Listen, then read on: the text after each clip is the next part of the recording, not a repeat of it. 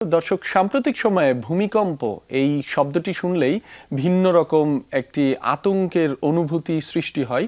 আজ আমরা এই বিষয়েই কথা বলবো, তবে একটু ভিন্ন আঙ্গিকে। আমাদের সাথে যুক্ত হবেন চট্টগ্রাম থেকে শিক্ষক, গবেষক, অধ্যাপক ডক্টর এ.কে.এম. হুমায়ুন কবির। আমাদের সাথে তিনি অনলাইনে যুক্ত হচ্ছেন।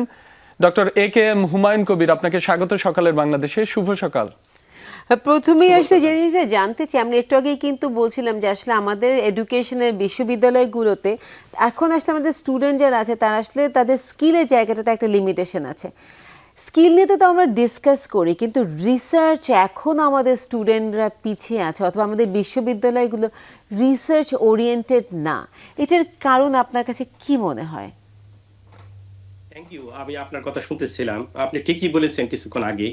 আমাদের বিশ্ববিদ্যালয়গুলির সমস্যা হলো যে আমরা বেশিরভাগ ক্ষেত্রে থিওরি বেসড। বিশেষ করে এটা যদি আমরা সায়েন্সের ক্ষেত্রে বলি, সায়েন্সের মূল হচ্ছে যে প্র্যাকটিক্যাল ওরিয়েন্টেড হতে হবে। কিন্তু আমাদের অনেক বিশ্ববিদ্যালয়গুলি আমরা সেগুলি করতে পারি নাই। আরেকটা হলো যে মানে আর আমাদের একটা বিষয় হচ্ছে যে আমরা অনেকটা মনে করি যে সার্টিফিকেট বেসড ডিগ্রি নেওয়ার জন্য। কিন্তু যে রিয়েল যে তাকে মানে হ্যান্ডস অন প্র্যাকটিস, যেটা হাতে কলমের শিক্ষা, সেটা আমাদের অনেক ক্ষেত্রেই হয়ে ওঠে না। সেটা শুধুমাত্র যে বিভিন্ন কারণে হয়ে ওঠে না। অনেকগুলি দেখা যায় যে বিজ্ঞানের যে ল্যাবগুলি সেটা বেশ সফিস্টিকেটেড হতে হয়। অনেক ক্ষেত্রে হয়তোবা আমাদের ল্যাবে সেই সমস্ত যন্ত্রপাতি থাকে না। আরেকটা বিষয় হলো আমাদের শিক্ষার্থীদের মধ্যেও হয়তোবা এই ধরনের মানসিকতা কারো থাকতে পারে যে তারা একটা জাস্ট ডিগ্রি নিতে চাচ্ছে। কিন্তু আপনি বলতেছিলেন যে এখন পৃথিবীটা হলো যে মানে যে সাবজেক্টেই পড়ুক তাকে কিছু স্কিল ডেভেলপ করতে হবে। মানে কিছু স্কিল যেটা অলরেডি আপনি বলেছেন যে সফট স্কিল হতে পারে, যেগুলি হচ্ছে তাকে মানে কম্পিউটার স্কিল, আইটি স্কিল। কারণ সামনের পৃথিবীটা হলো আইটি বেসড, এবং নেক্সট যে শিক্ষাগুলি হবে সেটা একটা মানে ডিজিটাল লার্নিং হবে। এবং এটা এরকম বলা হয়ে থাকে যে হয়তো ২০ থেকে ২৫ বছর পরে আর বিশ্ববিদ্যালয়ের কনসেপ্টটাই চেঞ্জ হয়ে যাবে। দেখা যাবে যে বাংলাদেশের কোনো শিক্ষার্থী হয়তোবা বিশ্বের মানে নামি দামি একটা বিশ্ববিদ্যালয় থেকে সে কোর্স দিবে, এবং তাদের শিক্ষা কারিকুলামটা হয়তোবা তারাই সাজাবে। কিন্তু সেই অনুযায়ী আমরা যতটুকু প্রস্তুতি নেওয়া উচিত ছিল আমরা সেটি নিতে পারি নাই। এইটাই হলো আমার মোটা দাগে প্রাথমিক পর্যবেক্ষণ।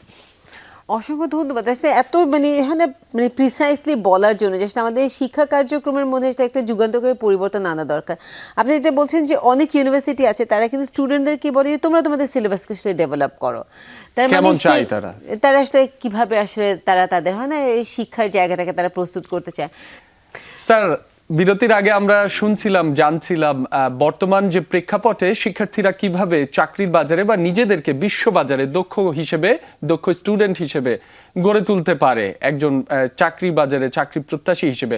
আমরা একটু ভিন্ন প্রসঙ্গে আসতে চাই। আমরা শুরু করতে চাচ্ছিলাম এমনভাবেই যে এই যে বর্তমান সময়ে যে ভূমিকম্প রয়েছে, ভূমিকম্পের যে একটা আতঙ্ক সব জায়গায় ছড়িয়ে পড়েছে, সেক্ষেত্রে ভিন্ন আঙ্গিকে আপনাকে একটি প্রশ্ন করতে চাই, জানতে চাই। বর্তমানে অনেকেই পেট লাভার রয়েছে, পোষা প্রাণী অনেক বাসায় রয়েছে পুরো দেশ জুড়েই। ঠিক ভূমিকম্পের সময় তাদের কিভাবে যত্ন নেওয়া যায়, বা তারা ভূমিকম্পের আগে কোনো কিছু অনুধাবন করতে পারি কিনা, এ বিষয়ে যদি জানাতেন স্যার। ধন্যবাদ খুবই প্রাসঙ্গিক বিষয়ে আলোকপাত করার জন্য। আসলে ভূমিকম্প বাংলাদেশ একটি ঝুঁকিপূর্ণ ভূমিকম্প অঞ্চল, এবং আপনারা জানেন যে যুগ যুগ ধরে মানুষের মধ্যে একটি ধারণা হয়েছে যে ভূমিকম্পের আগে প্রাণীদের মধ্যে কিছু আচরণ পরিবর্তন হয়। সেটা যেমন এই উদাহরণস্বরূপ বলা যায়, যেমন আপনি বললেন যে বাংলাদেশে অনেক প্যাট লাভার আছে, অনেক প্যাট রাখে।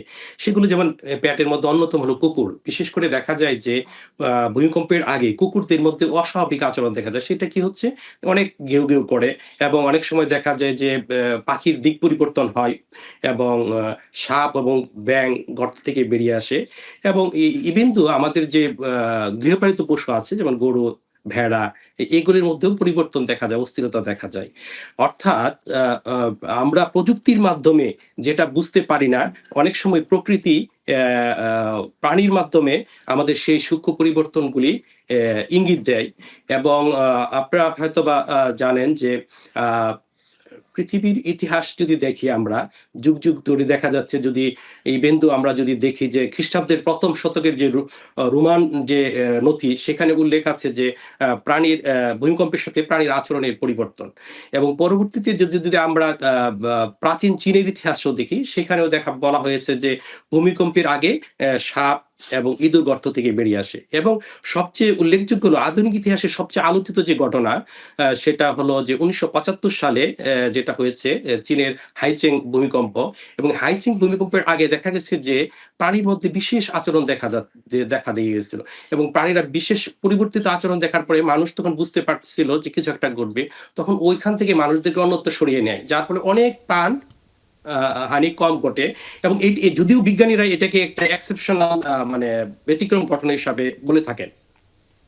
কিন্তু তারপর তো স্যার এটা তো আসলে আমরা জানি যে প্রাণীদের যে আসলে যে ওয়েভলেন্থটা আছে সেটাতে অনেক কিছু তারা আসলে কমিউনিকেট করতে পারে বা বুঝতে পারে, যেটা আসলে মানবের আমাদের যে ওয়েভলেন্থ বা আমাদের যে সেন্সিটিভিটি তার থেকে তাদের সেন্সিটিভিটি আসলে অনেক সূক্ষ্ম।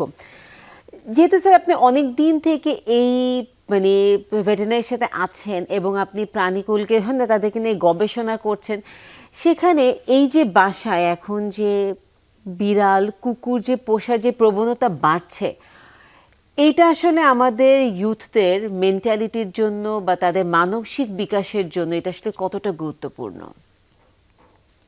Thank you. এটা হচ্ছে যে আমাদের দেশে এখন প্যাট লাভার বিশেষ করে কুকুর বিড়াল এটা তো অবশ্যই ভালো। এবং এটা হচ্ছে যে সে একটা মানুষ যখন মানে অ্যানিমেল লাভার হবে তার মধ্যে মানবিক গুণাবলী সৃষ্টি হবে এবং সে টেক কেয়ার করা শিখবে। একটা শিশু যখন দেখে যে একটা বিড়ালকে সে টেক কেয়ার করে বা একটা কুকুরকে টেক কেয়ার করে, এটা মানবিকতা অনেক সৃষ্টি হয়। এবং শুধু তাই নয়, এটা আমরা যারা ইসলাম ধর্মাবলম্বী আমরা জানি যে আমাদের প্রিয় নবী হযরত মুহাম্মদ সাল্লাল্লাহু আলাইহি ওয়াসাল্লাম উনি বিড়ালকে ভালোবাসতেন এবং আমাদের ধর্মে এতে কোনো সমস্যা নেই। সেই যে এগুলি একটা মানবিক গুণাবলীর সৃষ্টি হবে এবং পরবর্তীতে সেটা যে আমাদের সমাজের মধ্যে যে অস্থিরতা আছে, বিশেষ করে যে আমরা বলে থেকে যে মূল্যবোধ, মানবিকতা কমে যাচ্ছে। যদি একজন পেট লাভার থাকে বা সে যদি ছোট থেকেই বিড়াল বা কুকুর লালন পালন করে, তার মধ্যে মানবিকতার সৃষ্টি হবে বলে আমার মনে হয় আরকি। এবং বা যে আমরা যতটুকু জানি এটার সাথে একটা ভালো রিলেশন রয়েছে। যারা ছোটবেলায় কুকুর, বিড়াল বা হাঁস, মুরগি পালন করে তাদের পরবর্তীতে তাদের মানবিকতা অনেক ভালো হয় বলেই বিজ্ঞানীদের ধারণা। আপনার কাছে আরো একটি বিষয় জানতে চাই। ভূমিকম্পের সময় অনেক মানুষই, অনেক জনসাধারণ ট্রমাটাইজড হয়। প্রাণীদের ক্ষেত্রে বিষয়টি কতটা গুরুত্বপূর্ণ? যারা ট্রমাটাইজড হয়েছে প্রাণী, তাদের ঠিক কিভাবে আমরা একটু রিফ্রেশ করতে পারি বা কি ধরনের যত্ন তাদের নেওয়া উচিত? এটা হচ্ছে যে রেস্কিউ করার প্রাণী, বিশেষ করে ভূমিকম্প বা যেকোনো প্রাকৃতিক দুর্যোগের সময় রেস্কিউ করার কিছু বিষয় আছে। যেমন রেস্কিউ করা মানুষের ক্ষেত্রে যেমন বিষয়গুলি আছে, যেমন যারা দুর্বল, বিশেষ করে মানুষের ক্ষেত্রে বলা হয় যে যারা গর্ভবতী মহিলা বা শিশু তাদেরকে আগেই রেস্কিউ করতো। ঠিক অ্যানিমেলের ক্ষেত্রেও যারা গর্ভবতী থাকে তাদেরকে রেস্কিউ করে নিতে হয় এবং ওরাও ট্রমাটাইজ হয়। আপনি যেটা বললেন মানুষের ক্ষেত্রে যেরকম ট্রমাটাইজ হয়, ঠিক অ্যানিমেলের ক্ষেত্রেও সেম হয়। তারা ভয় পেয়ে যায় এবং অনেক সময় এত ভয় পেয়ে যায় যে অনেক সময় অনেকদিন পর্যন্ত বা অনেক সময় পর্যন্ত অনেক নরমাল খাবার খায় না। সেজন্য তাদেরকে আলাদাভাবে যখন যেকোনো জায়গায় প্রাকৃতিক দুর্যোগ দেখা দেওয়ার সাথে, সাথে তাদেরকে আলাদা জায়গায় নিতে হবে এবং তাদেরকে বিশেষভাবে বাসস্থান এবং খাবার দেওয়ার বিশেষ ভালো খাবার দিতে হবে এবং তাদেরকে বিশেষ করে যার অ্যানিমেল তাকে তার কাছে যেতে হবে। বিশেষ করে ওনাকে সে বাচ্চা মানে যেকোনো পেটই হোক আর গরু ছাগলই হোক, তার যে ওনারকে সে কিন্তু রিকগনাইজ করতে পারে। সে যদি কাছে গায়ে হাত বুলিয়ে দেয় তাহলে সে বুঝতে পারবে, সে আশ্বস্ত হবে যে সে ভালো জায়গায় আছে। যদি এই বিষয়গুলোর দিকে একটু খেয়াল রাখা যায় তাহলে ট্রমাটাইজ বা যে তাদের মধ্যে যে স্ট্রেস পড়ে সেটা কিছুটা হলেও লাঘব হবে বলে মনে হয়। তো এই বিষয়গুলো আসলে খুবই ইম্পর্টেন্ট, কিন্তু আসলে আমরা যদি আপনি যেভাবে বলছিলেন যে তাদেরকে রেস্কিউ করা, তাদের ওনারদের কাছে নিয়ে যাওয়া অথবা তাদের ওনাররা তাদের কাছে আসা, কিন্তু আসলে আমাদের শহরটা কতটা ইনফ্রাস্ট্রাকচার দিক থেকে অ্যানিমাল ফ্রেন্ডলি বলে আপনার মনে হয়? এটা আসলে খুবই গুরুত্ব প্রশ্ন করেছেন। আমাদের যে এনভায়রনমেন্ট বিশেষ করে শহরটা তো অ্যানিমেল ফ্রেন্ডলি নাই বললেই চলে আরকি।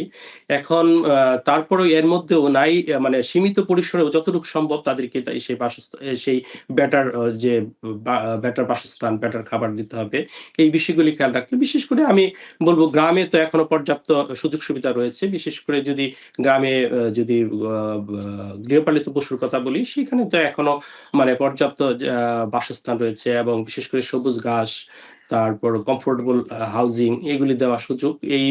আর বিশেষ করে শহর অঞ্চলে আপনি জানেন যে এখন পেট আ ও যেরকম আপনি ইতিপূর্বে বলেছিলেন অনেক পেট লাভার আছে। এখন কিন্তু কিছু, কিছু জায়গায় পেট রাখারও ব্যবস্থা হচ্ছে। মানে তাকে মোর কমফোর্টেবল বাসস্থান, মোর কমফোর্টেবল তার আদার যে সমস্ত নিডগুলি দেওয়া হয়, সে ইচ্ছা করলে হয়তোবা কিছু, কিছু জায়গায় ঢাকা সিটি এবং চট্টগ্রামেও কিছু, কিছু যে প্যাড রাখার কিন্তু প্রাইভেট প্রতিষ্ঠান গড়ে উঠেছে বলে আমি জানি।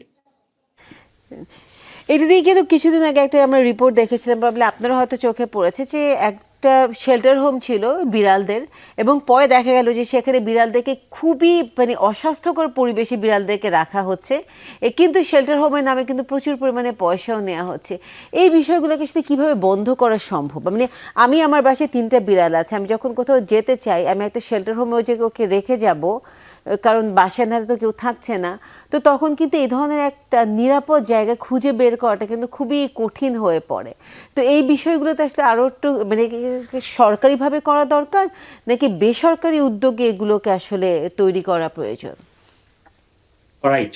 আপনি ঠিকই বলেছেন যে অনেক সময় এক্ষেত্রে যেটা রিপোর্টটা বলছে সেটা আমার চোখেও এসেছে।